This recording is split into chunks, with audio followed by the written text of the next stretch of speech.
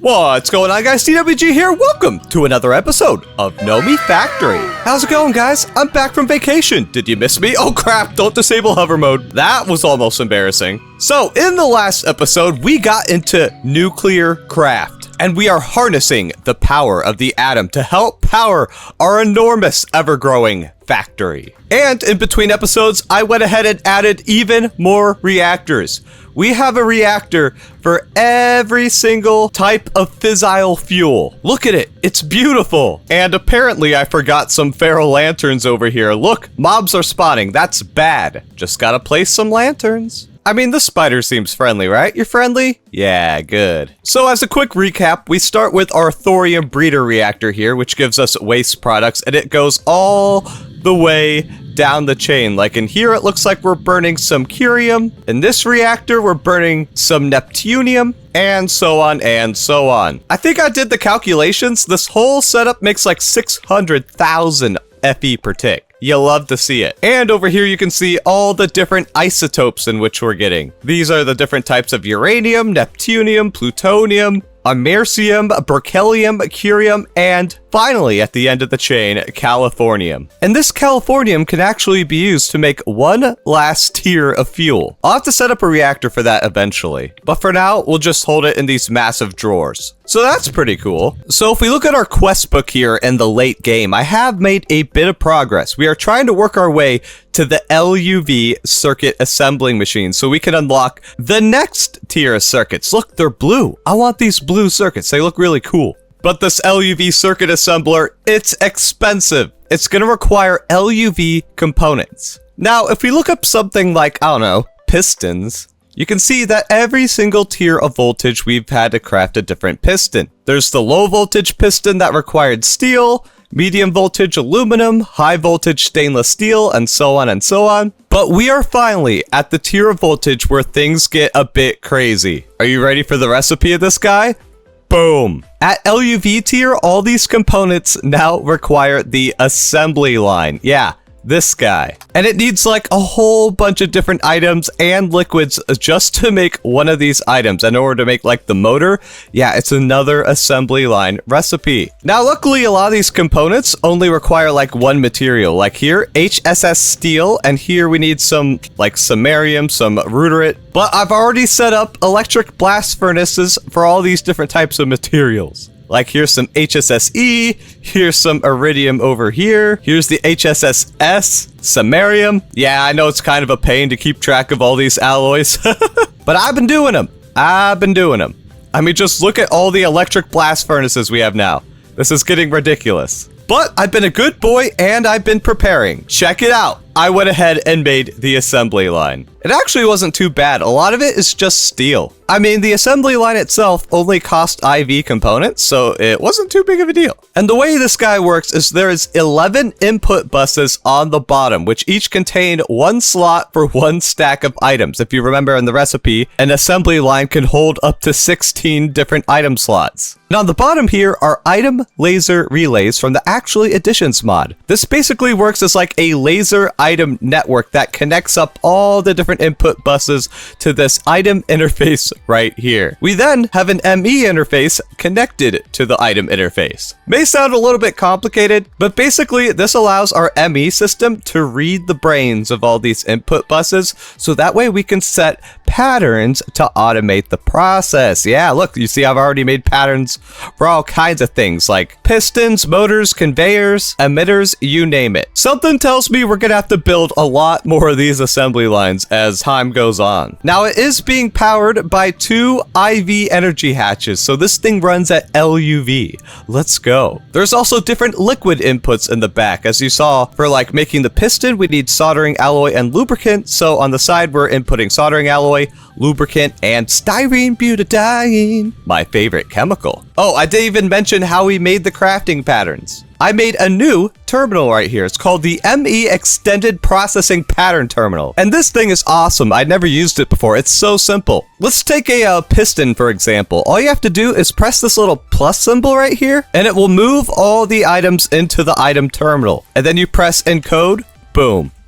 That's all you have to do. And then you fly over to your assembly line and you can put the pattern right in here. But of course, I've already done this. I just wanted to show you guys how to do it. You know, I've seen you guys in the comments. Some of you guys are playing at home. And if you guys are playing this pack on your own, let me know in the comments how far you are. What tier of voltage are you at? Anyways, let's see this guy in action. I am going to request 2 LUV motors from the system. It says we have all the stuffs and things available. We have all the HSS blah blah blah. Let's press start and look at it go. I will say I love the animation for this thing. Look, it like activates little lasers. Pew, pew, pew. This thing is awesome. And then once it reaches the end, we should get, yep, we got an LUV motor. Let's go. And you can see it crafting the second one right now. You'll love to see it. So, do we have everything we need for the LUV circuit assembler? I've already set up a crafting recipe for this.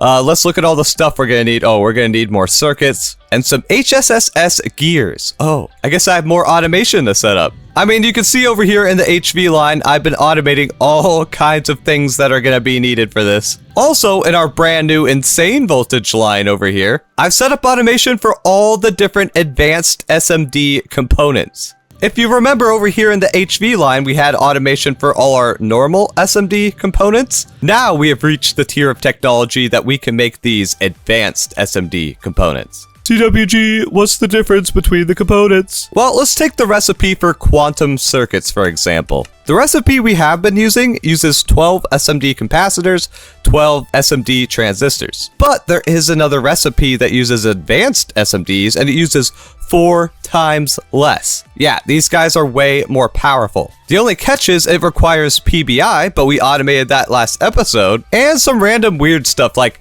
vanadium gallium foil, HSSG wire, fine platinum wire, graphene. Luckily, a lot of the stuff we already had automated, so we just had to put everything together, and we are getting tons of advanced SMD components. You'll love to see it. I also set up automation for quantum stars. Look at all the quantum stars we have. I'm telling you, I've been busy. If we're gonna beat this pack before the Vault Hunters beta release, then we gotta put in work. I'm gonna set up automation for these gears, and we'll be right back. Nothing like the sound of delicious gears being made. Yummy. Now, another thing we're gonna need in order to make the LUV a circuit assembler are these ZPM circuits. And we have to do it the expensive way for now. The way I've been making these is you just grab 4 LUV circuits from this drawer over here, and then slap them into the circuit assembler, and it will automatically make ZPM circuits for us. Pretty cool. And as you can tell, we're using those advanced SMDs. And in case you guys were curious, I believe LUV stands for ludicrous voltage, and ZPM stands for 0-point mode voltage or something. If that's wrong, the Gregtexperts will let me know in the comments. So, we should now have everything we need to craft this LUV circuit assembler.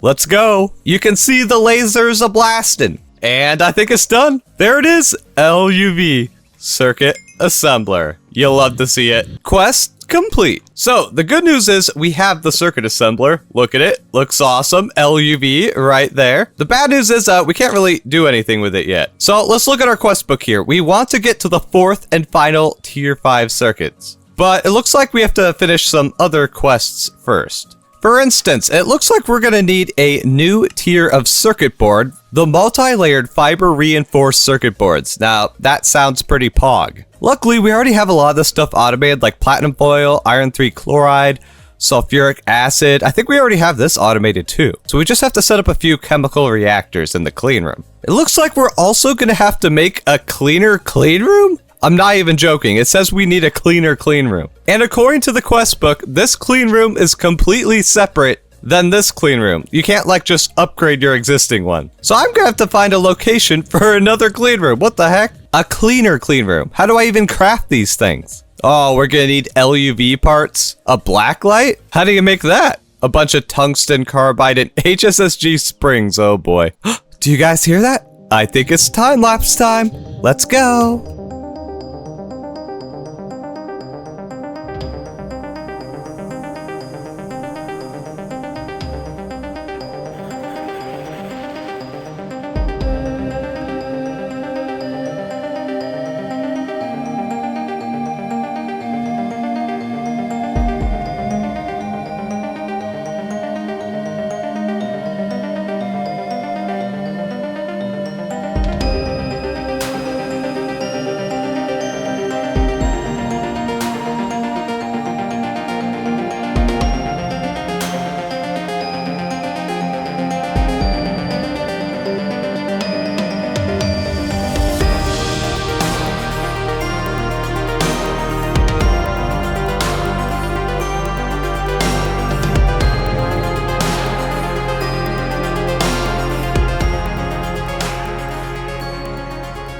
Whoa, let's cut the time lapse. It turns out we're gonna need a little bit more stuff and things for these circuits than I originally intended. I mean, who would have thought? Getting stuck in another rabbit hole? Impossible. Well, you guys saw from the time lapse that we automated Naquata coils. Oh, Naquata, fancy new material. That's the reason we set up this other microverse projector, so that way we could use tier 5 microminers that get us Naquata ore. Wait, that's not Naquata ore. Naquata ore right here. And then you can process this through ore processing, get the Naquata dust, put it in an electric blast furnace, blah, blah, blah. You guys know the drill by now. And the tier 5 microminer also gives us a lot of other useful stuff that you can see on the signs here we'll be getting into later.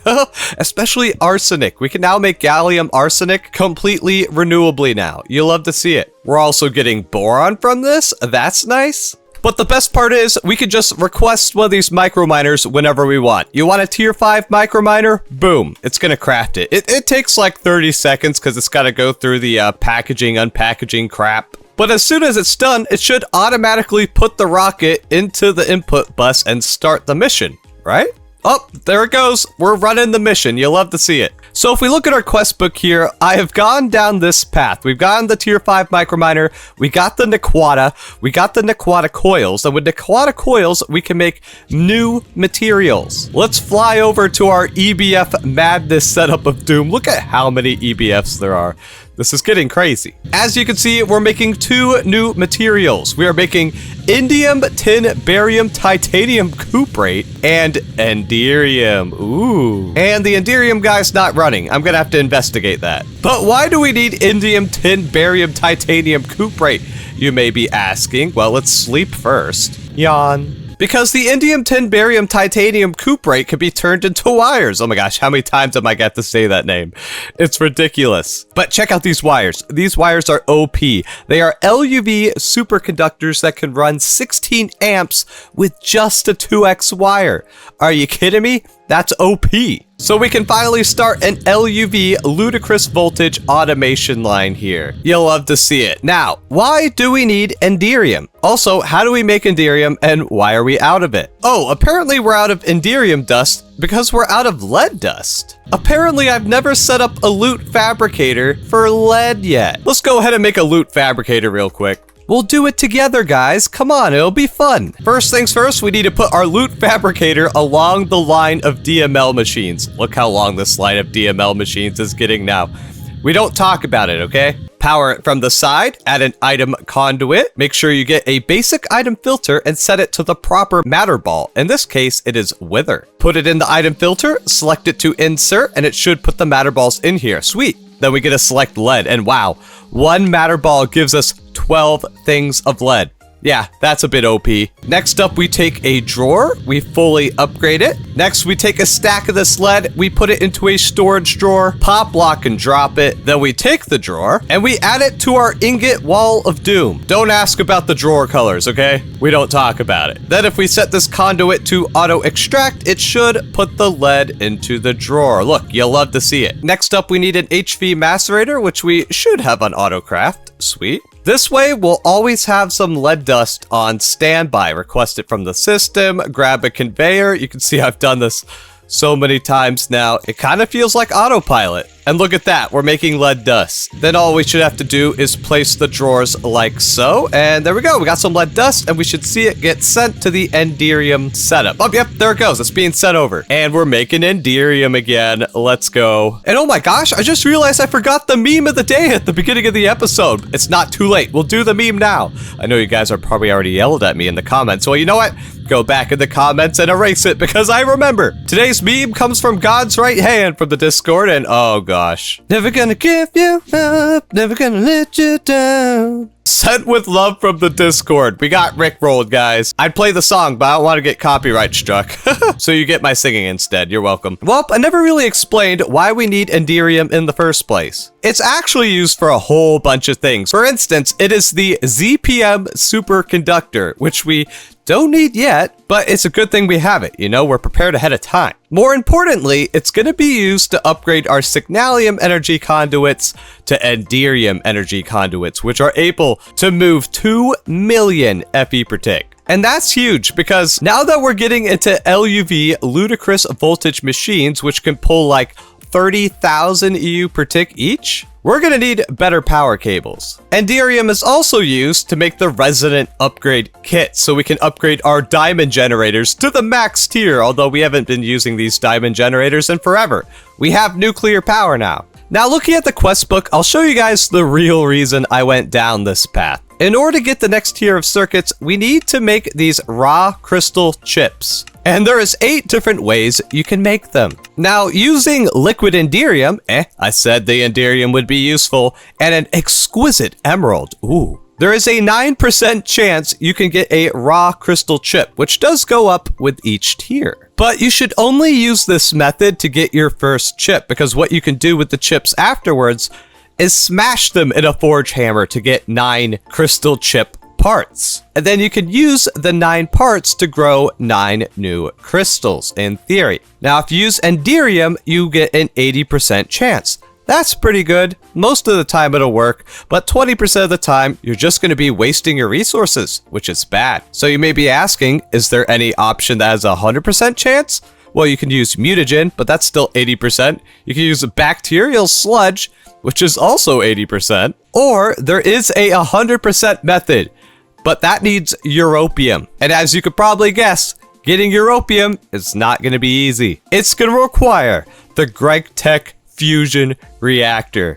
Oh, I'm getting excited just saying the name. If we want to make these crystal chip parts right, then we're going to need europium. Now, I haven't even looked at the recipe for this, but take a look at what the multi-block looks like. This is insanity. Now, should we go down this fusion rabbit hole just so we can make some circuits? I mean, my argument is we're gonna need this thing to beat the game anyway, so like, why not try to make it, you know? But it appears to make this, we're gonna need some stuffs and things, that's for sure, like IV field generators. Do we have IV field generators? We have LV, MV, HV, and we have EV on Autocraft, but we don't have IV yet. Is that going to be like a pain to make? Tungsten steel, samarium, iron, arsenic oxide, and quantum stars. I think we have to automate this stuff, but this is also the IV superconductor, so it's a super useful thing to have automated anyway. Now, how the heck do we make these? Ultra high power blah blah blahs? Oh, we're gonna need LUV cutting saws. We're gonna need LUV chemical reactors with liquid Naquata? Why is liquid Naquata green? I thought Naquata was black. Apparently, when you juice it in an extractor, it turns green.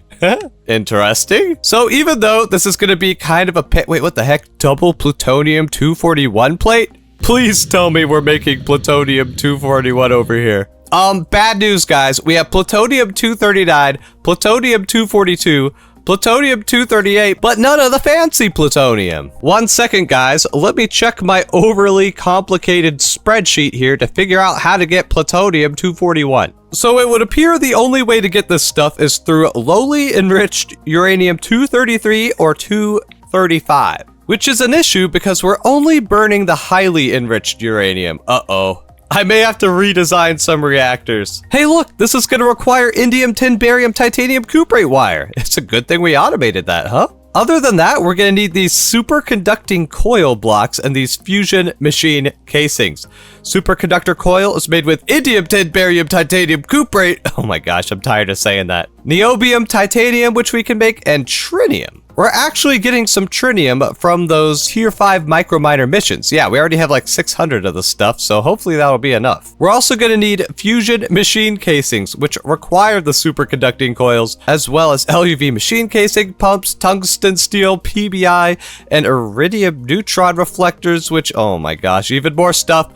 But I think we can make all this stuff. I think we can. This is just going to require a lot of automation. So I guess it's time for another time lapse. Yay!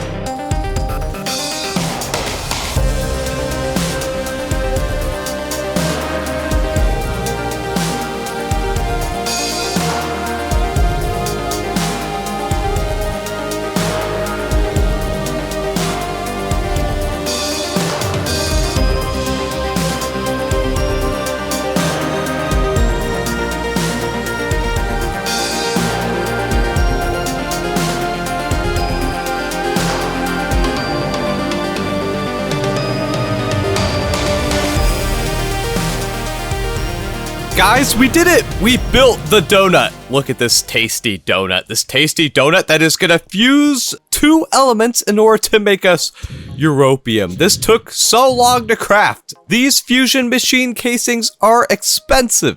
I mean, I already showed you guys the recipe for this, but like, this is ridiculous. But it's done now and it's ready to fuse. So the way this multi-block works is very interesting. Even though it has 16 LUV energy hatches, you only need to plug one of them into power. Of course, we have this getting powered from the bottom. And if we look into the fusion controller here, you can see the buffer is completely full. And if we look at the recipe for europium, energy to start is 150 million EU. And this is 160 million, so we should be good. So I think we're ready to give this guy a test run. I'm excited. All right, we have 2 input hatches on the bottom and 1 output hatch on the side here. This is going to put our europium in this tank. So let's set one of these fluid interfaces to neodymium. There we go. There's neodymium in there. And we'll set the other one to hydrogen. And this will fuse the 2 atoms together to get us our delicious europium, in theory. Now all I should have to do is flick this lever and things should happen. Whoa! This thing looks sick. Look at it go. Whoa! Now that is an insane animation, yo. We gotta get a screenshot of this. That looks so cool. And are we making europium? We're making europium. Let's go. And it appears we are keeping up with power. It takes a lot to start the thing, but once it's started, it's like, it's good to go. And it's just gonna run and make europium. Now you may be asking, was it worth going down this entire side quest just so we could make some better raw crystal chips? You guys can make that decision and let me know in the comments, but this thing is so cool looking. A tomahawk-style fusion reactor. What, you guys want to know the science behind this? Basically, there's extremely strong magnets that confine the elements down into a plasma and heat it so hot that the atoms can actually fuse together to make even heavier elements like europium. Now, making europium does not give us power, sadly, because it takes more energy to make europium than you get out of it. But if we look in JEI here, we could also use the fusion reactor to fuse tritium and deuterium to make helium plasma. And we can use the helium plasma to get power through plasma turbines. Yeah, this is going to be our next step into insane power generation. Which means we're probably going to have to make another one of these, or many of these, so we can make all the different fusion things that we need. Oh, dude, the animation of this is sick, you have to admit. Let's grab a bucket of this tasty europium. Oh yeah. And let's fluid solidify it into ingots.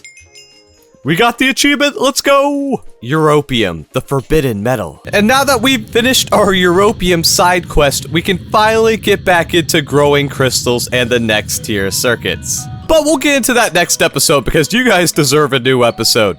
It's been like 2 weeks, but I'll catch you guys in the next time, hopefully with blue circuits. TWG, ow.